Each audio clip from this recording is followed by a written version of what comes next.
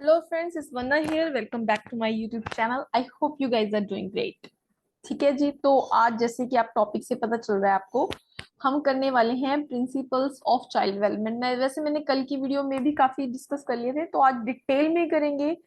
आज अगर आप ये वीडियो कंप्लीट देखते हो तो एंड तक आपको इस चैप्टर में कोई भी परेशानी नहीं रहेगी। आपको चाइल्ड डेवलपमेंट के प्रिंसिपल्स बिल्कुल अच्छे से समझ आ चुके होंगे। ठीक है, कुछ 20 क्वेश्चंस करेंगे जिससे आपकी इस चैप्टर को लेके काफी अच्छी समझ बन जाएगी। ठीक है, जो बच्चे आज पहली बार वीडियो देख रहे हैं उनको मैं बता दूं कि हम पीटेट 2 ये चाइल्ड एंड साइकोलॉजी वाला टॉपिक कर रहे हैं, जिसमें कुछ अराउंड 30 क्वेश्चंस आपको आते हैं। ठीक है, तो जो कि ये एग्जाम दिसंबर में होने के ऐसे मतलब लगाए जा रहे हैं, क्यास लगाए जा रहे हैं कि हो सकता है पीटेट 2 जो एग्जाम है दिसंबर में हो जाए। जैसे लास्ट टाइम 2021 में हमें 28 डेज मिले थे ओनली प्रिपरेशन के लिए।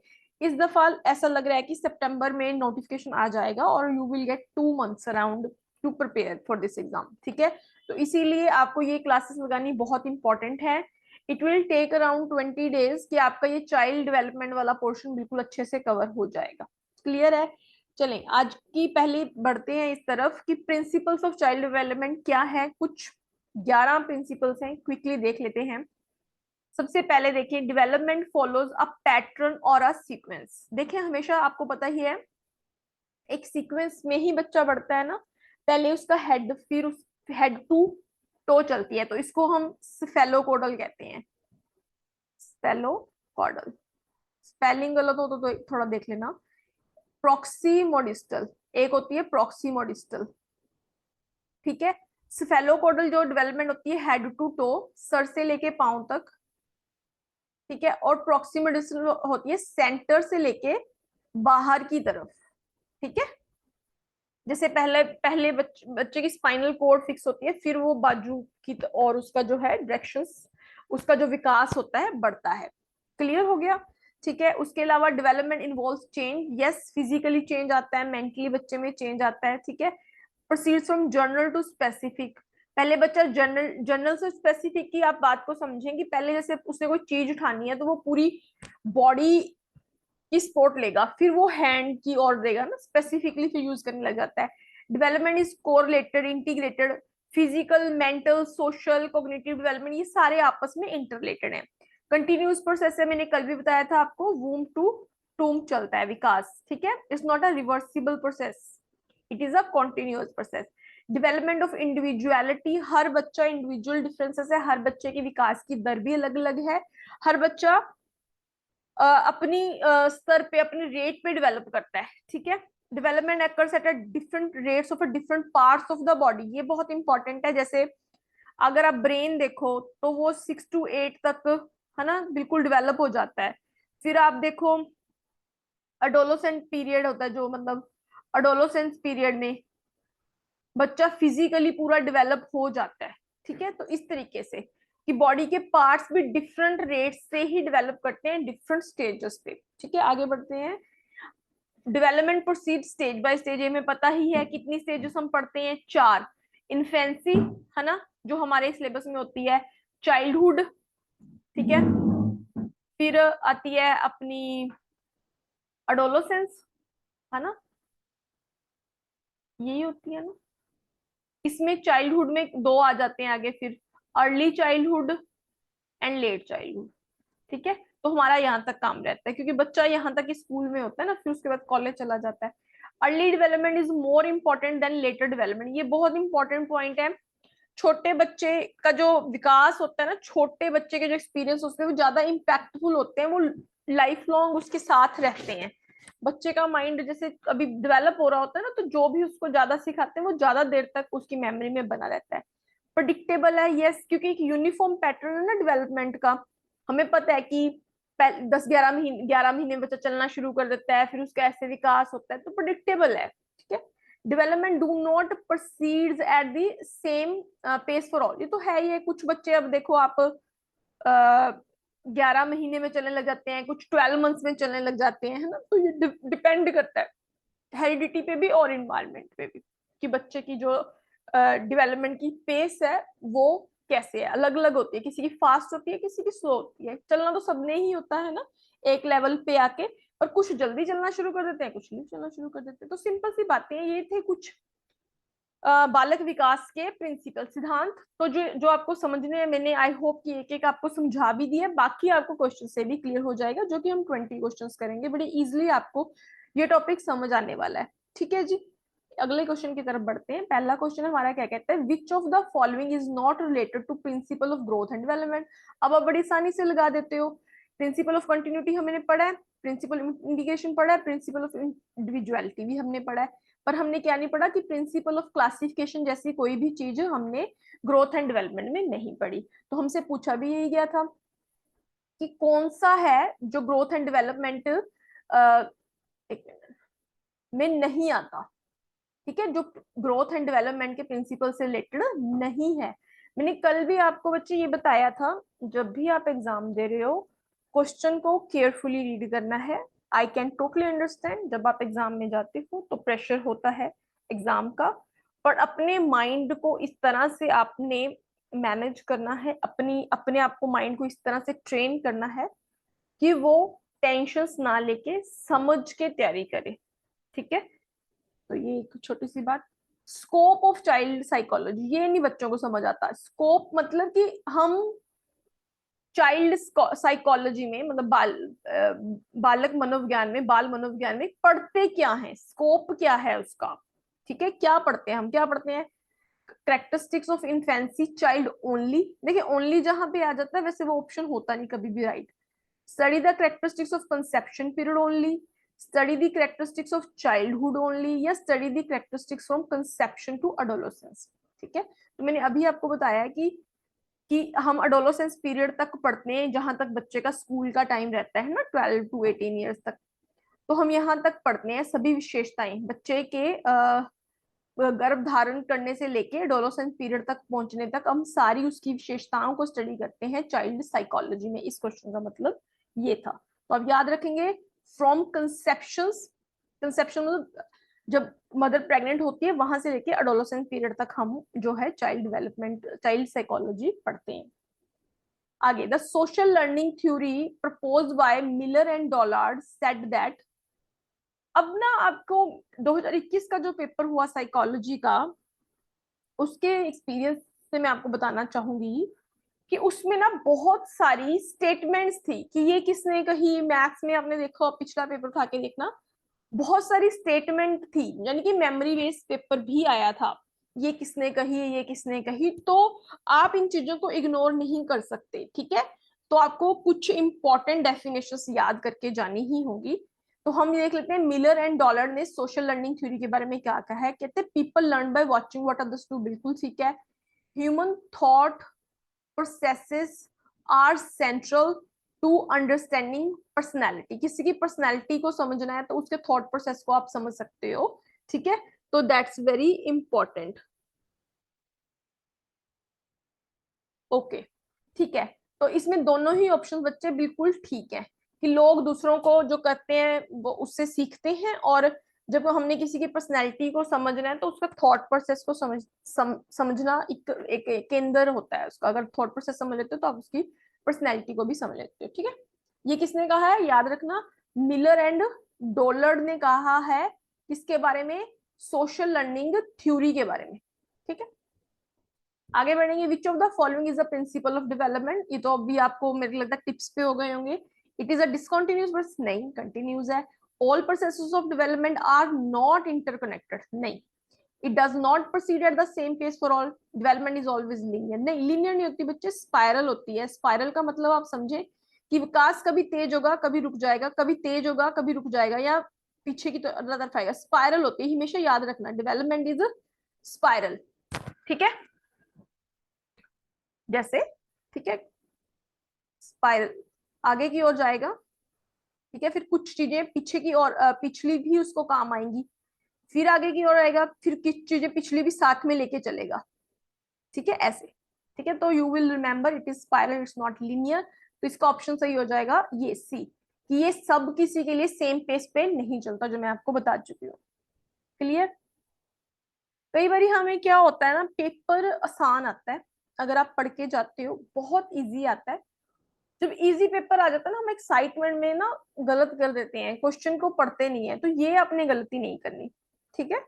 कॉन्शियसली करना है, ना ज्यादा एक्साइटेड होना है पेपर में, ना ज्यादा नर्वस होना है, बैलेंस अप्रोच रखनी है। Naresh and Mukesh are in the same age group. They show differences in social and mental development. It is due to which of following? किस डेवलपमेंट प्रिंसिपल के अकॉर्डिंगली नरेश और मुकेश हैं, वे दोनों उनका एज ग्रुप सेम है, but फिर भी वो सोशल और मेंटल उनमें डेवलपमेंट में डिफरेंसेस है, किस वजह से हैं? Principle of modifiability, principle of definite and predictable pattern, principle of individuality या प्रिंसिपल ऑफ यूनिफॉर्म पैटर्न। बच्चे इन दोनों में कंफ्यूज हो सकते हैं, बट सिंपल है, डिफरेंसेस आ गया, इसका मतलब इंडिविजुअलिटी। ये हम यहाँ पे हम बात कर रहे हैं इंडिविजुअल डिफरेंसेस की।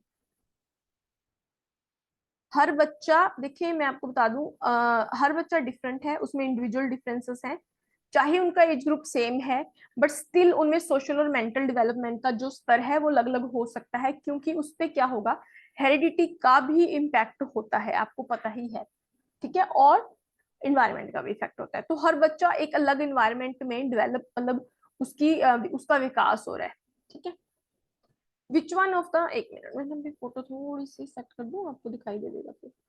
विच one of the following principle is not, not पे आपको ज्यादा टेंशन देनी होती है, ठीक है, is not giving importance to the related factors in the environment of child development. बच्चे के विकास में किस फैक्टर को हम ज्यादा इंपॉर्टेंस नहीं देते, किस प्रिंसिपल को?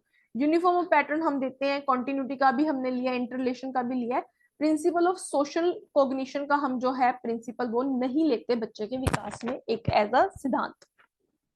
Understanding the principles of development of child helps a teacher इन, बहुत ही इंपॉर्टेंट क्वेश्चन, इसको मार्क करके चले कि जो हम पढ़ाई कर रहे हैं, वो कहते हैं वो चाइल्ड साइकोलॉजी पढ़ रहे हैं या प्रिंसिपल्स पढ़ रहे हैं, वो टीचर की क्या हेल्प करेगा, क्या इंप्लीमेंटेशन होगी, इससे हम क्या हेल्प मिलेगी?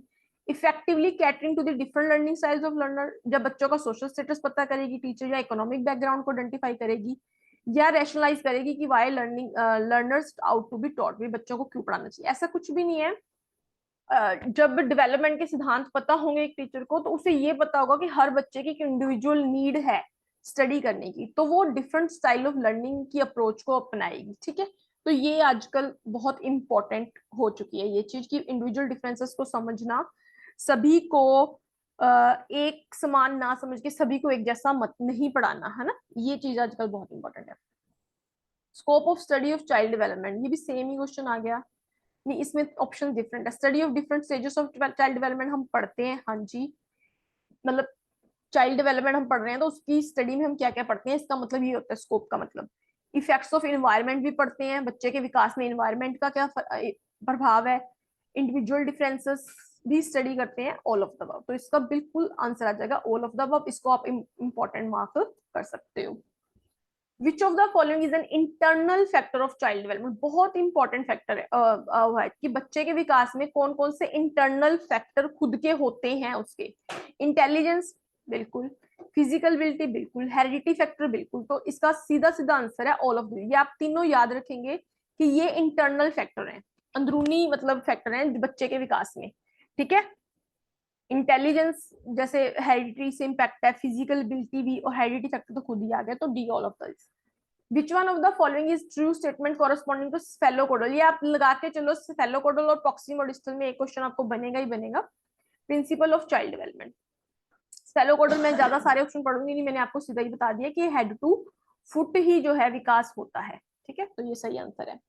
On the basis of child psychology which statement is appropriate, कौन सी है कि सारे बच्चे होमोजीनियस होते हैं, एक जैसे होते हैं, कुछ बच्चे होमोजीनियस होते हैं, सम चिल्ड्रन आर यूनिक, या एवरी चिल्ड्रन यूनिक। तो अभी तक आपको बिल्कुल समझ आ गई, हर बच्चा यूनिक है, हर बच्चा अपने आप में विलक्षणता है, अपनी कह सकते हो कि अलग है, हर बच्चे में अलग खूबी है, हर बच्चे की अलग हैबिट्स हैं, ठीक है, कोई भी दो बच्चे सेम नहीं होते।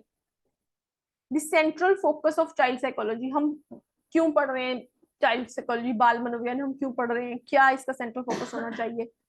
हमेशा बच्चा, ठीक है, बच्चे के लिए जो सही है, तो हमेशा हमेशा चाइल्ड ही चाइल्ड साइकोलॉजी का सेंट्रल फोकस है। Which of the following is an external factor of development, बहुत बहुत मतलब कहने का भाव ये है कि विकास में एक्सटर्नल फैक्टर क्या इंपॉर्टेंस रखते हैं, कौन से एक्सटर्नल फैक्टर होते हैं। डेफिनेटली इकोनॉमिक कंडीशंस होती हैं, आर्थिक स्थिति जैसी होगी बंदा वैसी जगह पे रहेगा, वैसे बच्चे का विकास होगा। सोशल कंडीशन जिस सोसाइटी में रहेगा वैसे बच्चे का विकास होगा। जो बच्चे को लाइफ एक्सपीरियंस हो रहा है उससे जो लर्न कर रहा है उससे उसका विकास होगा। तो ये सारी ही एक्सटर्नल फैक्टर्स हैं। अगर आगे ये आपको सीधा सीधा रट्टा मारना है, गैसल थ्योरी ऑफ मैच्योरेशन क्या कहती है? गैसल थ्योरी ऑफ मैच्योरेशन कहती है कि maturity of a child depends on it's heredity and environment. हमें जनरली भी पता ही है कि जो डेवलपमेंट है, सॉरी, जो डेवलपमेंट है वो वैसे भी तो हेरिडिटी और इन्वायरमेंट का ही प्रोडक्ट है ना।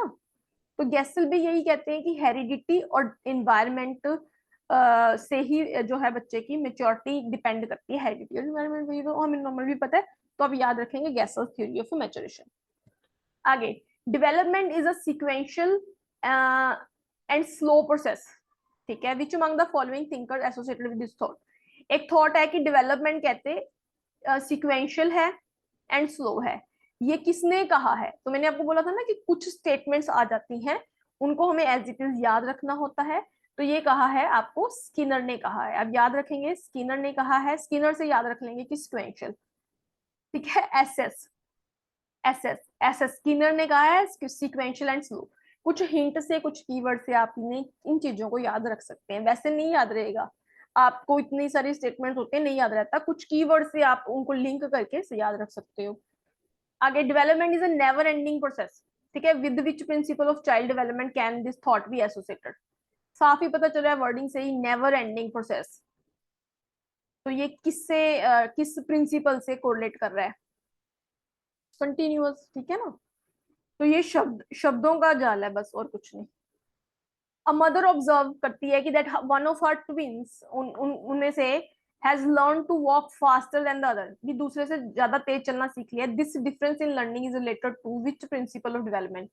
ट्विंस हुए हैं, ठीक है, मदर के, और उन्होंने देखा कि एक बच्चे ने दूसरे से जल्दी तेज चलना सीख लिया। तो ये किस प्रिंसिपल ऑफ डेवलपमेंट की कैटेगरी में आता है? तो मैं आपको कितनी बार समझा चुकी हूँ कि क्या होगा, बताओ। Development proceeds from head to toe, proceeds stage by stage, proceed at different place for different place नहीं आएगा, मैं तभी कंफ्यूज होगी, पेस आएगा, या proceed from general to specific. दो लोगों की बात हो रही है, देखो, ठीक है। तो यहाँ पे सिंपल सी बात है, डेवलपमेंट मैंने आपको बता चुकी हूँ, इंडिविजुअल डिफरेंसेस होते हैं, डिफरेंट पेस पे डिफरेंट पीपल के लिए होती है। कोई बच्चे जल्दी चलना स्टार्ट करते हैं, कोई बच्चे लेट करना स्टार्ट कर देते हैं। आगे, Sita has learned to eat rice and dal with her hand by seeing another girl doing the same। कहते हैं कौन सा प्रिंसिपल इसके साथ एसोसिएट है? बहुत ही सिंपल है। कोई सीता ने देखा, सीता ने चावल और दाल अपने हाथों से खाना सीख लिया, ठीक है, किसी दूसरी लड़की को सेम करता देख। तो ये प्रिंसिपल किसके साथ है? Development take place by learning, early development is more important than later development, development follows a pattern या डेवलपमेंट ऑफ इंडिविजुअल। कंफ्यूज नहीं होना, वो सिंपल है। उसका विकास कैसे हो रहा है? दूसरे को देख के, मतलब लर्निंग हो रही है किससे? एक्सटर्नल इन्वायरमेंट से, सोशल कंडीशन से, ठीक है। वो बाहर किसी को उसने हाथ से खाते हुए देखा दाल चावल, तो उसको उसने लर्न कर लिया, उसने कॉपी कर लिया, तो वो भी ऐसा कर रही है। आगे, why is it important for the teachers to know about the various stage of the development? क्यों जरूरी है बच्चे के विकास के लिए अलग अलग स्टेज को जानना? एक टीचर के लिए क्यों इंपॉर्टेंट है? क्योंकि वो कंफर्टेबल इन्वायरमेंट प्रोवाइड कर सकती है टीचिंग लर्निंग प्रोसेस के लिए, बच्चों के द्वारा जो प्रॉब्लम फेस की जाएगी उसको अंडरस्टैंड कर सकती है, या फिर टू स्टैब्लिश कर सकती है effective communication with the child. बच्चों के साथ एक इफेक्टिव कम्युनिकेशन भी स्टैब्लिश कर सकती है टीचर। तीनों ही बिल्कुल सही है। अगर टीचर को बच्चे के विकास का रेट पता है, बच्चे की स्टेजेस का पता है ना, तो वो बच्चों को मानसिक स्तर पे जाके समझ सकती है, उनको वैसा ही इन्वायरमेंट भी प्रोवाइड करवा सकती है। इसीलिए चाइल्ड साइकोलॉजी सब्जेक्ट बहुत बहुत इंपॉर्टेंट बन गया है टीचर ट्रेनिंग में, ठीक है। देखिए, हर चीज जब आप पढ़ते हो ना, इस चीज को जरूर जरूर समझा करो कि हम पढ़ क्यों रहे हैं, इसके पीछे लॉजिक क्या है, why is it so important for us to study this topic.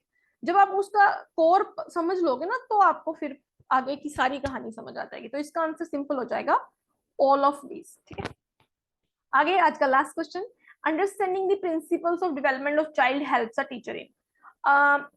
वही सेम सेम वही क्वेश्चन रिपीट हो गया, तो इसमें बस ऑप्शन शफल हुए हैं। तो effectively catering to the different, आप ये देख पा रहे हो कि कैसे चेंज हो के सेम ही क्वेश्चन पूछा जा रहा है कि चाइल्ड साइकोलॉजी एक टीचर को क्यों पढ़नी चाहिए। बच्चों की इंडिविजुअल नीड्स को समझने के लिए, बच्चों के इंडिविजुअल डिफरेंसेस को समझने के लिए, उनको अच्छा एनवायरनमेंट प्रोवाइड करने के लिए, ठीक है, ताकि उनकी कम्युनिकेशन को समझ सके।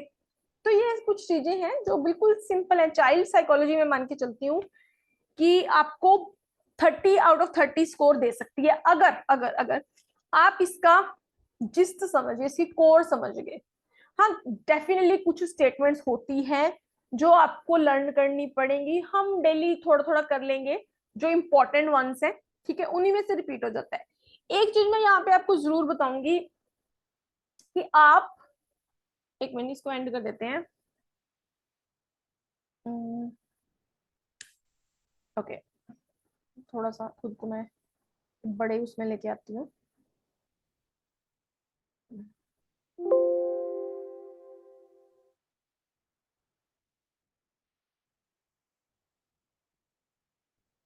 हम्म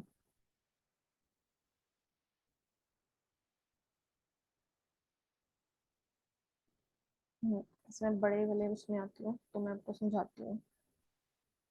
इससे बड़ा नहीं हो सकता, चले, ठीक है। हाँ, तो मैं ये कह रही थी कि आपको बिल्कुल भी घबराना नहीं है। ये मैं रोज क्यों बोलती हूँ कि बच्चे कॉन्फिडेंस डाउन कर देते हैं कि हम जो पढ़ रहे हैं वो आएगा या नहीं आएगा, पर मेरा ये दावा है कि जो पढ़ते हो उसी में से पेपर आता है। इस चीज पे आपको विश्वास रखना ही रखना है।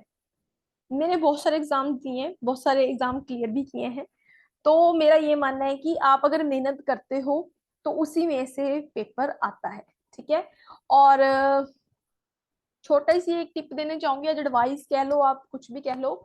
देखिए, जीवन में जो भी आपके प्रॉब्लम हो, कुछ भी लाइफ में अच्छा ना चल रहा हो, in terms of relationship, in terms of career, but आपकी ग्रोथ नहीं रुकनी चाहिए। आपको प्रतिदिन कुछ ना कुछ सीखना है, अपने ऊपर काम करना है। चाहे थोड़ा सीखो, चाहे ज्यादा सीखो, बट सीखते जाओ। जीवन में अपने जीवन रुकना नहीं चाहिए, ठीक है। शो मस्ट गो ऑन, ठीक है। स्पेशली मैं गर्ल्स को बोलूंगी, अगर वो है ना इमोशनली जैसे काफी वीक होती हैं, वो घबरा जाती हैं जल्दी या डर जाती हैं किसी चीज को लेके, उन्हें एक जीवन में एक जरूर ये बात जरूर रखनी है कि उन्हें अपनी ग्रोथ पे काम करना है। और शिक्षा ही एक ऐसा साधन है जो उन्हें आगे लेके जा सकता है, ठीक है। तो सीखते रहिए, आगे बढ़ते रहिए, ठीक है। अगर क्लास पसंद आती है तो लाइक और शेयर जरूर कर दें। इसी तरह धीरे धीरे हंसते खेलते हम ये 21 टॉपिक्स अपने कवर कर लेंगे। चलें, ठीक है, तो मिलते हैं with next class with third topic. Okay ji.